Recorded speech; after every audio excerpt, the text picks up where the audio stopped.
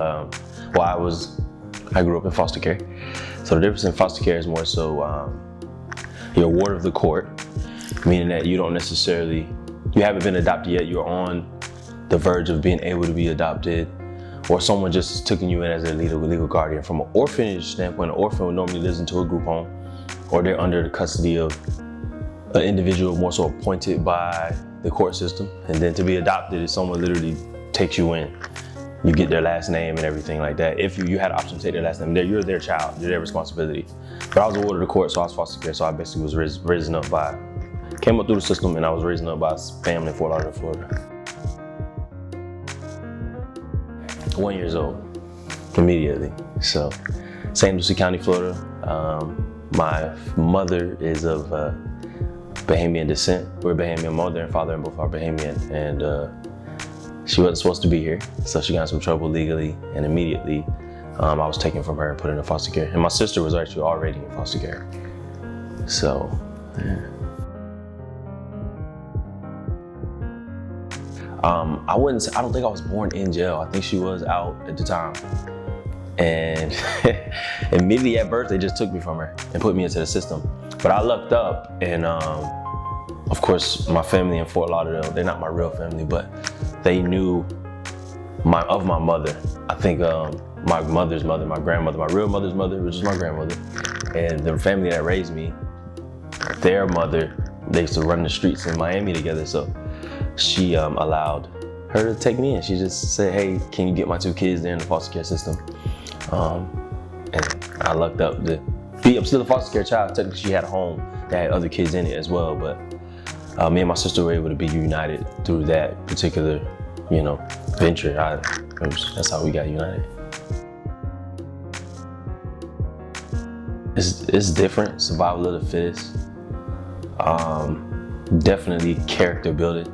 I mean, and most people that know me know that it really molded who I am more so today. But it's different, survival of the fittest. I mean, you don't have that one-on-one attention. And because you're not necessarily their child, it's like, they got their real kids at the same time as well. So you're not necessarily their child, So they will treat you differently. You go to school, you grow up in the system, you see a lot of people that have their real parents. And it's weird sometimes because one, either don't appreciate their parents, or when they do get around, it's that awkward conversation you do have to have where you're getting picked up by either a woman that could be Caucasian, so that's already confusing in itself, or you're getting picked up by someone that's far too old to be your parents. So then it creates these awkward conversations. So growing up as a child, it did mentally do a couple of things, because I knew they weren't my real parents. Deep down, me and my sister kind of figured it out by at least 4th grade. We're like, I don't think these are real parents. But it's different because now you're forced to take on the religion and everything that particular family that you go into has, more so because you're under their roof. I did grow up 7-Day Adventist for the most part. They were 1 foot in, 1 foot out of the church. So we didn't fully deep dive into the religion, but for the most part, you can tell that that's the one that they wanted us to follow. But I mean, I thank God every day. I don't use it as a crutch, more so a stepping stone. I think it really built my character, all character building activities, basically for me growing up. So I really enjoyed it.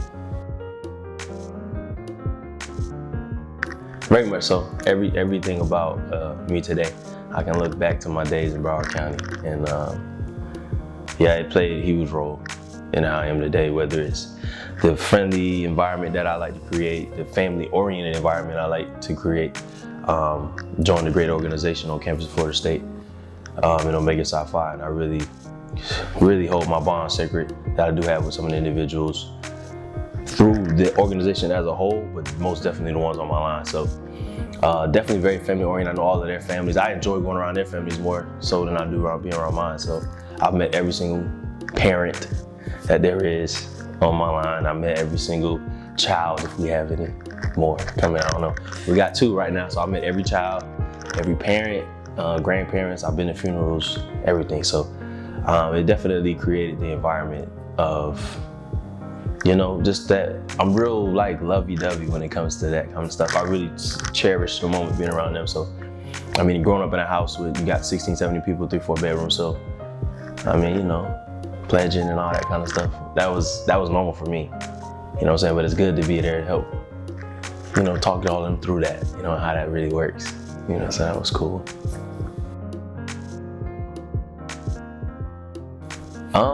Yeah, that's crazy. Me and my sister were just talking about this. Not necessarily, I wouldn't say mad, but we do think to, you know, because our real mother. Now, by the way, we do know our real mother.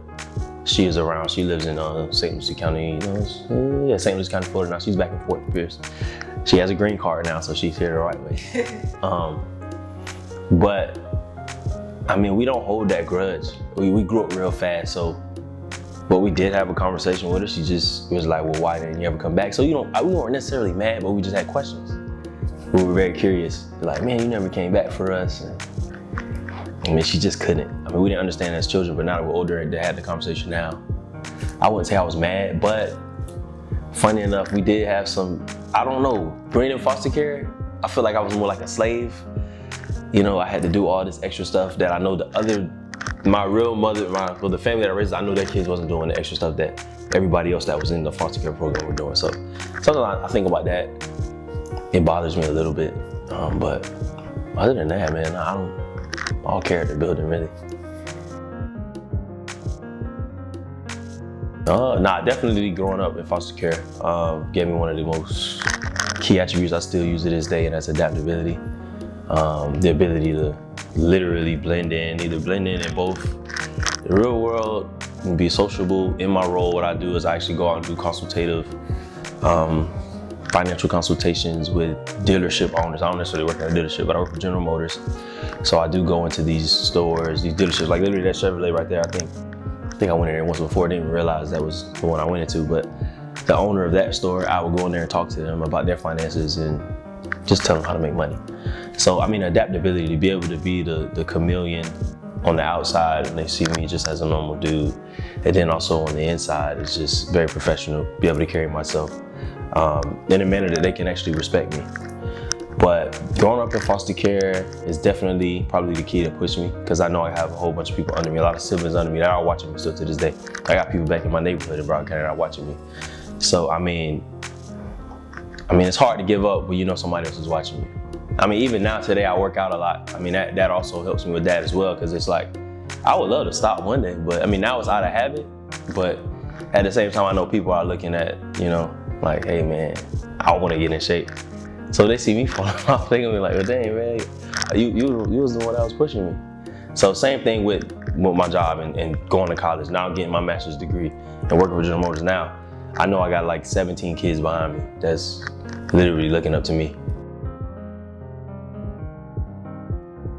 That's a good one. All right, so what advice I would give to foster parents? All right, equality is huge when it comes to that, but if someone was to take in a child, I think you would be taking, sometimes, depending on how they took them in, some of them take them in just for mercenary benefit. I mean, it happens.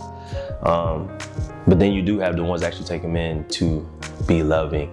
But it's difficult when you have your own children. Some people take them in because they can't produce at all too. So to really love a child as your own is probably the best advice I can give someone. We get it, it's foster care. Sometimes they may know the parents. So to love a child as it was your own, it's probably the best advice I would give them. Because sometimes it's not yours. I mean, you rented a car from Enterprise, you don't care for it the same way you do yours. I mean, you're running through the dirt, running through the mud, and you probably wreck it and everything, but your own car, you're gonna take care of that. Because you know you gotta return to it. Same thing with a foster care child. Love them as your own. I mean, technically you can give them back, kind of in a sense, to the system, but just to love them as your own, because you can't get your own child back unless you literally just giving them away. So same concept, just loving them as your own. I mean, that's huge. Definitely speak up. A lot of times you may feel like it's too many of you guys, and no one's not giving you that attention. But speak up, and it's not even at home, it's to a counselor or somebody. Because a lot of these children, when they do come out to the real world, they got a lot of built up aggression. Because I was like that at first too. So I would more so shell myself in just because I know that if someone couldn't relate to me, but you'll be surprised, man, how many people actually do. So I recommend that they speak up and definitely utilize their resources. There are a lot of things out there a lot of programs that some I still didn't even know about, but I was able to get my younger brothers involved in. That, man, they'll send you to school for free. Because it's so rare that we would actually go to college and succeed. So they actually send us to school for free for the most part, man. If you go to the right institution within the state, they'll just utilize all your resources that you have and speak up. And like, for sure, because you don't want to be that guy that has a hope to build up aggression when you do actually make it out into the real world on your own. The best time to do it is when you're sheltered amongst a group of other individuals that have that same situation you're in. So, yeah. But yeah, no, I do think that is why. I mean, because I know that they can't speak up for themselves sometimes, or they don't want to. It's a tough situation to grow up like that, because a lot of people don't, that's not normal. I mean, it's either you have everybody in your household and your family, or you don't. I mean, and that's tough, and it creates barriers, especially when communicating with others. But yeah, that is exactly why I'm that way. I'm huge on defending for, not necessarily the little people, but people that I know. I can kind of sense it a little bit. Got a little glare and a gloss gets in my eyes. I'm like, dang, I can't really, I see why, There's questions that have to be answered, for sure.